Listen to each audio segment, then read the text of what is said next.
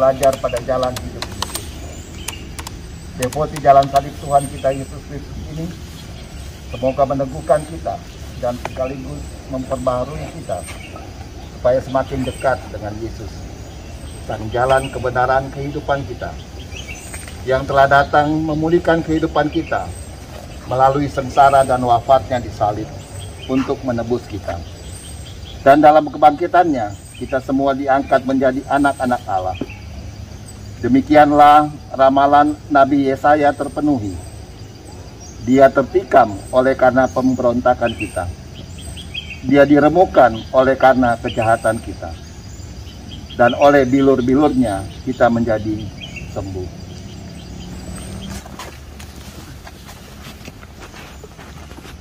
Menyembah Dikau ya Tuhan dan bersyukur kepadamu. Sebab dengan salib sucimu Engkau telah menebus dunia. Sesudah ditangkap, Yesus mula-mula dihadapkan ke sidang mahkamah agama. Lalu dibawa ke pengadilan Pilatus.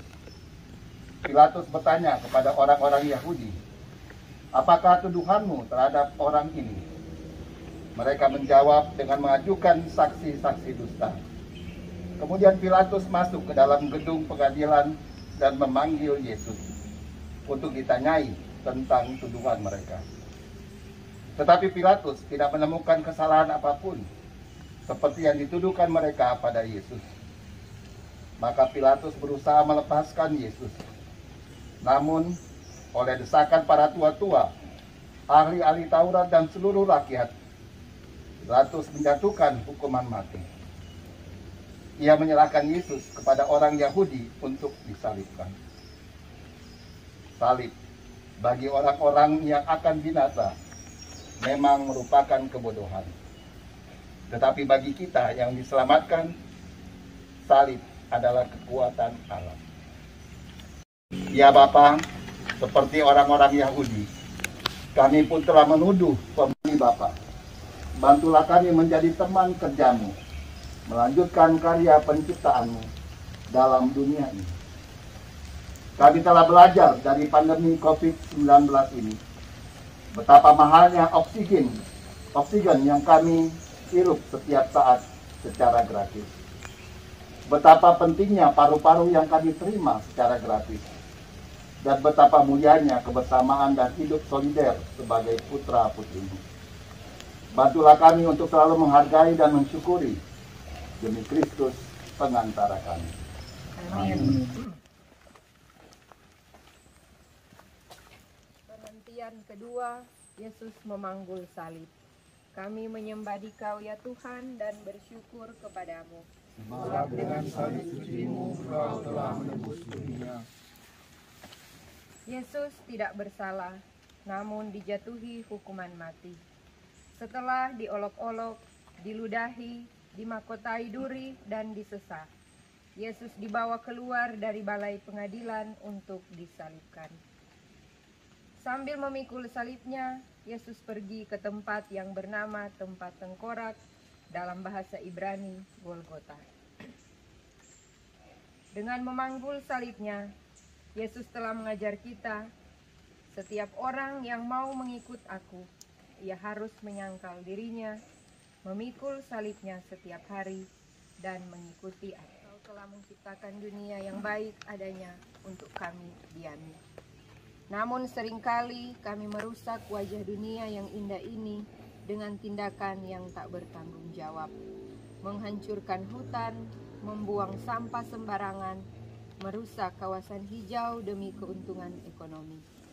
Demikianlah alam ciptaanmu tersalib karena ulah kami yang serakah.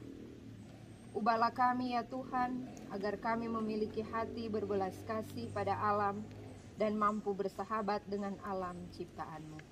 Sebab Engkaulah Tuhan kami, kini dan sepanjang masa. Perhentian ketiga, Yesus jatuh pertama kali. Kami menyembah Dikau ya Tuhan dan bersyukur kepadamu. Sebab dengan salib sucimu Engkau telah menebus dunia. Perjalanan Yesus menuju Golgota semakin jauh meninggalkan kota. Banyak darah keluar dari luka-lukanya. badan lelah dan lemah. Beban salib pun semakin berat. Apalagi masih diperberat dengan penderitaan batin, ditinggalkan oleh para muridnya, ditolak oleh bangsanya, dan dijatuhi hukuman mati kendati tidak bersalah. Sungguh, bukan hanya salib yang dipanggul Yesus, melainkan juga dosa-dosa kita. Dia tertikam oleh karena pemberontakan kita, dia diremukkan oleh karena kejahatan kita. Hukuman yang mendatangkan keselamatan bagi kita ditimpakan kepadanya. Jatuh lagi karena salib yang berat. Perhentian keempat, Yesus berjumpa dengan ibunya. Kami menyembah Dikau ya Tuhan dan bersyukur kepadamu. Sebab dengan salib sucimu Engkau telah menebus dunia. Para murid Yesus telah lari, sehingga Yesus harus menapaki jalan sengsaranya seorang diri. Tetapi dalam perjalanan sengsara ini, ternyata masih ada Maria, ibunya, yang setia menderita bersama dia.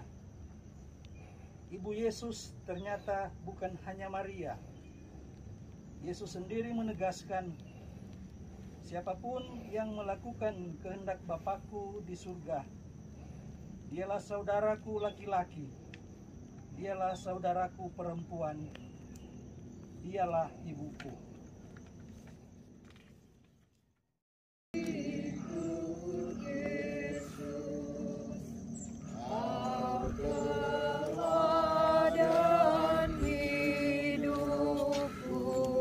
Perhentian kelima, Yesus dibantu Simon dari Kirene. Kami menyembah Dikau ya Tuhan dan bersyukur kepadamu. Sebab dengan salib sucimu Engkau telah menebus dunia. Yesus sangat letih dan lelah, padahal tempat yang dituju masih jauh. Maka para serdadu menahan Simon dari Kirene yang baru datang dari luar kota, lalu salib Yesus diletakkan di atas bahunya. Memanggul salib merupakan ukuran kelayakan seorang pengikut Yesus, karena Yesus sendiri bersabda, "Barang siapa tidak memikul salibnya dan mengikuti aku, ia tidak layak bagiku." Jadi, bagi orang Kristen, salib sungguh tak terelakkan. Salib adalah beban yang harus kita pikul. Namun, kita akan mampu memikul beban berat itu kalau kita saling membantu. Bertolong-tolonglah menanggung bebanmu, maka kamu memenuhi hukum Kristus.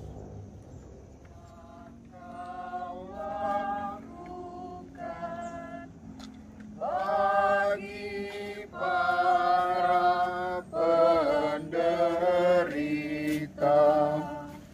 pada Tuhan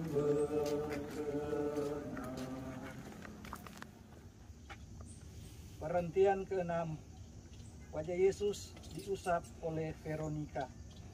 Kami menyembah Dikau ya Tuhan dan bersyukur kepadamu. Sebab dengan salib sucimu Engkau telah menebus dunia. Wajah Yesus kotor oleh darah, keringat dan debu.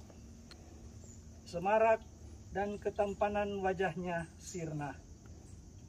Tepatlah gambaran Yesaya. Banyak orang akan tertegun memandang dia.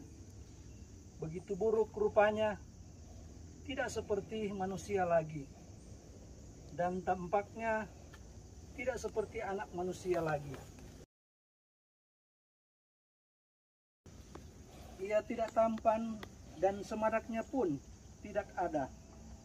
Sehingga kita tidak tertarik untuk memandang dia. Ia dihina, dihindari orang. Seorang yang penuh kesengsaraan, sehingga orang menutup mukanya terhadap dia. Kendati begitu, Veronika tetap bersimpati pada Yesus. ia maju mendekati Yesus lalu mengusap wajahnya. Demikian Veronika memberi contoh dalam menolong orang yang menderita. Tuhan Yesus, Engkau telah mengorbankan dirimu untuk kebahagiaan umat manusia.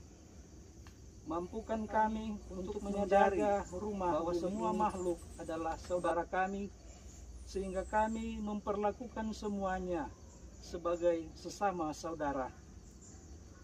Ampunilah kami yang sering membeda-bedakan suku, agama, ras, dan antar golongan. Semoga kami mampu hidup sebagai saudara dalam negara kesatuan Republik Indonesia. Amin. Perhentian yang ketujuh, Yesus jatuh kedua kalinya. Kami menyembah Dikau ya Tuhan dan bersyukur kepadamu. Sebab dengan salib sucimu Engkau telah menebus dunia. Kendati sudah ditolong oleh Simon dari Kirene dan wajahnya sudah dibersihkan, tubuh Yesus tidak bertambah segar. Salib yang menindih di pundaknya terasa semakin berat. Perjalanan masih jauh. Yesus semakin payah. Untuk kedua kalinya, Yesus jatuh. Meskipun begitu, dengan tabah dan teguh hati, ia bangun. Diangkatnya kembali salib berat itu. Ia meneruskan perjalanan tanpa mengeluh. Apa yang dinubuatkan Yesaya kini menjadi kenyataan. Dia dianiaya. Dia membiarkan diri ditindas dan tidak membuka mulutnya. Seperti anak domba yang dibawa ke tempat Ya Tuhan, tak terhitung lagi berapa kali kami jatuh dan gagal dalam hidup. Seringkali kami menghabiskan waktu dan tenaga untuk meratapi dan menyesali situasi buruk yang telah terjadi. Terkadang kejatuhan itu diperburuk lagi dengan bencana alam yang terus-menerus menghantui kehidupan kami manusia. Kami mohon ya Tuhan, kuatkanlah kami agar kejatuhan dan kegagalan tidak melemahkan semangat kami, melainkan menjadi motivasi untuk bekerja keras dan berbuat lebih baik lagi. Bantulah kami untuk selalu bangkit dari kesalahan dan dosa kami. Sebab Engkaulah Tuhan kami, kini dan sepanjang masa. Amin. Tuhan, kasihanilah kami. Allah, kasihanilah kami orang berdosa. Yang kedelapan, Yesus menghibur wanita-wanita yang menangisinya. Kami menyembah Dikau ya Tuhan dan bersyukur kepadamu. Sebab dengan salib sucimu Engkau telah menebus dunia. Di jalan salibnya menuju Golgota, banyak orang mengikuti Yesus. Di antaranya para wanita yang meratapinya. Yesus berpaling kepada mereka dan berkata, "Hai putri-putri Yerusalem, janganlah kamu menangisi aku, melainkan tangisilah dirimu sendiri dan anak-anakmu." Kita sering sibuk dengan diri sendiri dan tidak punya hati untuk orang lain. Kita sering merasa bahwa penderitaan kita lah yang paling berat dan orang lainlah penyebab penderitaan kita. Yesus memberi teladan supaya kita menghibur orang lain, meskipun kita sendiri sedang menderita. Tetapi lebih dari itu, kita perlu menangisi diri kita sendiri. Kita perlu bertobat dan mengajak orang lain untuk bertobat. Sesama kami, mengumbar kelemahan orang lain, mengadu domba, menipu, dan menonton yang tak pantas. Bantulah kami untuk hidup di dunia virtual dengan bijaksana. Semoga dunia virtual dapat kami manfaatkan untuk mewartakan Dikau kepada banyak orang. Demi Kristus Tuhan kami. Amin. Tuhan kasihanilah kami. Allah kasihanilah kami orang berdosa. Yesus jatuh ketiga kalinya. Kami menyembah Dikau ya Tuhan dan bersyukur kepadamu. Sebab dengan salib sucimu Engkau telah menebus dunia. Hari semakin panas jalan yang menuju puncak Golgota semakin menanjak. Tubuh Yesus yang semakin lemah tidak mampu menahan beban salib yang berat. Untuk ketiga kalinya Yesus jatuh. Tubuhnya terbanting di tanah yang berbatu-batu. Darah kembali mengucur dari luka-lukanya. Dengan sisa tenaganya, Yesus berusaha bangun. Yesus mau menyelesaikan perjalanan sampai ke puncak Golgota. Cintanya kepada manusia dan ketaatannya kepada Bapalah yang memberikan kekuatan besar kepada Yesus. Beban Yesus semakin berat kalau kita sering jatuh dalam dosa, atau kalau kita menjatuhkan orang lain. Dengan jatuh dan bangun lagi, Yesus mengajar kita untuk tidak putus asa.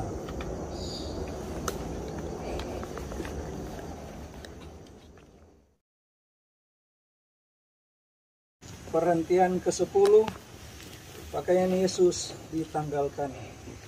Kami menyembah Dikau ya Tuhan dan bersyukur kepadamu, Sebab dengan salib suci-Mu Engkau telah menebus dunia. Sesampainya di puncak Golgota, para prajurit menanggalkan pakaian Yesus dengan paksa. Mereka mengambil pakaian Yesus, lalu membaginya menjadi 4 bagian, untuk tiap-tiap prajurit 1 bagian. Demikian juga jubahnya mereka ambil. Mereka berkata seorang kepada yang lain, "Janganlah kita membaginya menjadi beberapa potong, tetapi baiklah kita membuang undi untuk menentukan siapa yang mendapatkannya." Yesus telah menjadi manusia yang paling hina.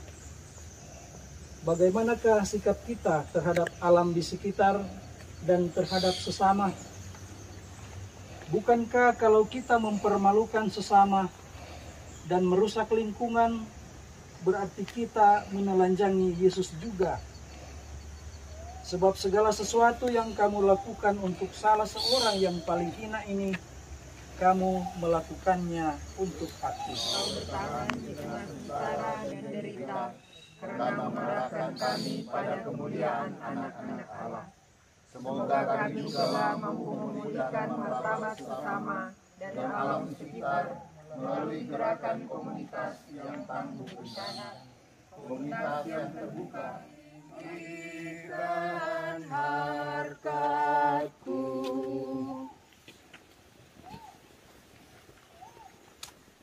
Perhentian ke-11, Yesus disalibkan. Kami menyembah Dikau ya Tuhan dan bersyukur kepadamu. Sebab dengan salib suci-Mu Engkau telah menebus dunia. Sampailah mereka di tempat yang bernama Golgota, tempat tengkorak. Para serdadu memberikan anggur bercampur mur kepada Yesus, tetapi ia menolaknya. Kemudian mereka menyalibkan dia. Manusia lama kita telah turut disalibkan bersama Yesus, supaya tubuh dosa kita hilang kuasanya, agar jangan kita menghambakan diri lagi kepada dosa. Alam lingkungan kami, seperti algojo, kami terus-menerus menghantamkan palu alam dengan mengotori dan merusaknya. Kami turut menikam lambung-Mu ketika kami hanya diam, tidak berani bersuara dan berbintang ketika ada saudara-saudari kami yang berusaha menghancurkan dan merusak lingkungan.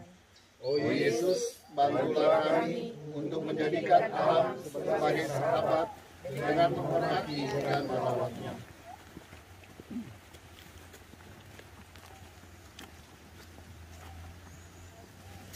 Yesus wafat di salib. Kami menyembah Dikau ya Tuhan dan bersyukur kepadamu. Sebab dengan salib suci-Mu Engkau telah menebus dunia. Ketika itu kira-kira pukul 12 siang. Kegelapan meliputi seluruh daerah itu sampai pukul 7. Sebab matahari tidak bersinar. Dan tabir bait suci terbelah 2. Lalu Yesus berseru dengan suara nyaring, "Ya Bapa, ke dalam tangan-Mu serahkan nyawa." Sesudah berkata demikian, Yesus menyerahkan nyawanya.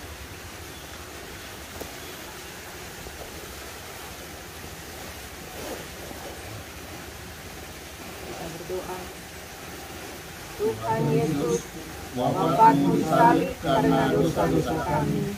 Karena kami sekarang sendiri, serasa terhadap sesama dan alam, suka menyara, menebang lebih banyak daripada menanam kembali, membabat habis daripada memelihara.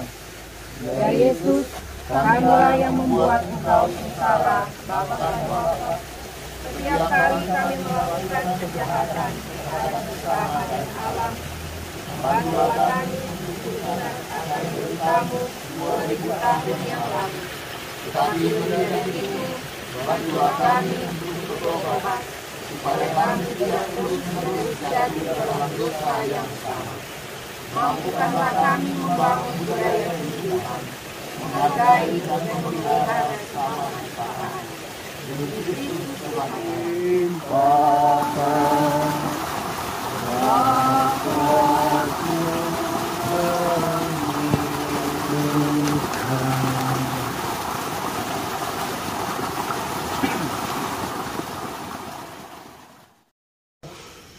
Yesus diturunkan dari salib.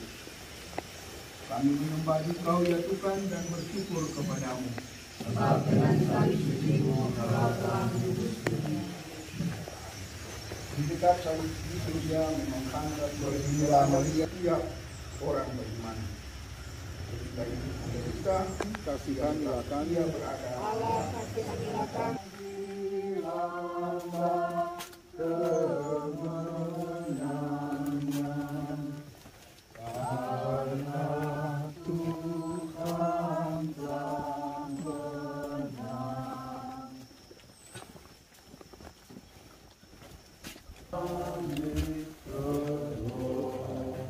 Sebab dengan salib suci-Mu Engkau telah menebus dunia.